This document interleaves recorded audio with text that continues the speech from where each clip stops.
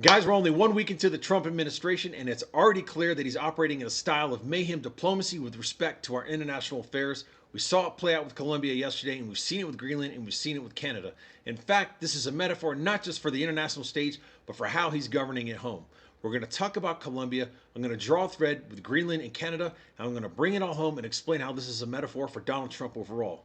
Two things I want you to think about and remember as we go through these next 4 years, and that is unnecessary harm and total mayhem. That's Donald Trump's calling card.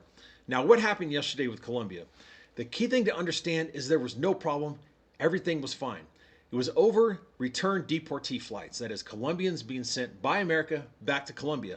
Colombia had actually accepted 475 of these flights during the Biden administration. They were fine taking the flights. It was only when Donald Trump wanted to do his performative BS, put these people on military C-17s, which, by the way, cost $25,000 an hour to operate, chain them up like Hannibal Lecter, and treat them like damn criminals, that Colombia had an issue. The problem you see here is that the lack of preparation.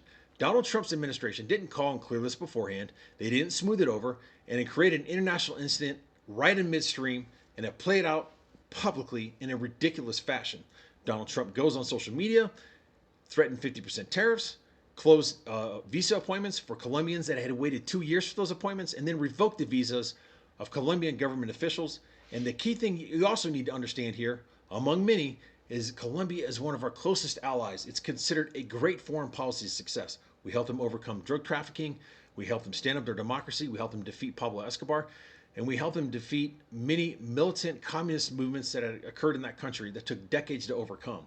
These are hard-fought victories, and again, considered a great foreign policy success. Donald Trump ruins that in about 5 minutes. He's elected guy that goes into the kitchen, and rather than finding a plate to make his dinner, he just opens a dishwasher, starts throwing pots, pans, dishes, plates, forks, spoons, just breaking stuff for no reason. And this is what happened with Greenland too. Again, unnecessary harm. Think about it. We've had a military base there, a huge one, since 1943. Greenland and Denmark are two of our closest allies. We have a long-term cooperative relationship with them. If Donald Trump had just called Denmark and called Greenland and said, hey, we want to expand our base here, it's to your benefit, I can guarantee you they probably would have allowed that. But instead, rather than ask first, he decides to shoot first. And that's his calling card. Same thing with Canada.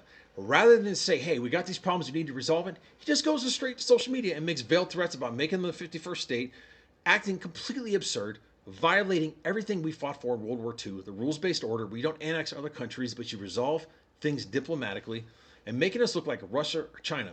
In fact, treating our allies worse than he treats Russia, North Korea, or China, or Iran, or any of those types of countries. Domestically, we see the same mayhem and unnecessary harm principle play out. He just canceled a whole wide swath of federal grant and loan programs that millions of people rely upon. He canceled foreign aid because, you know what? He claims that he wants to do some kind of DEI review of these programs. He could have done that.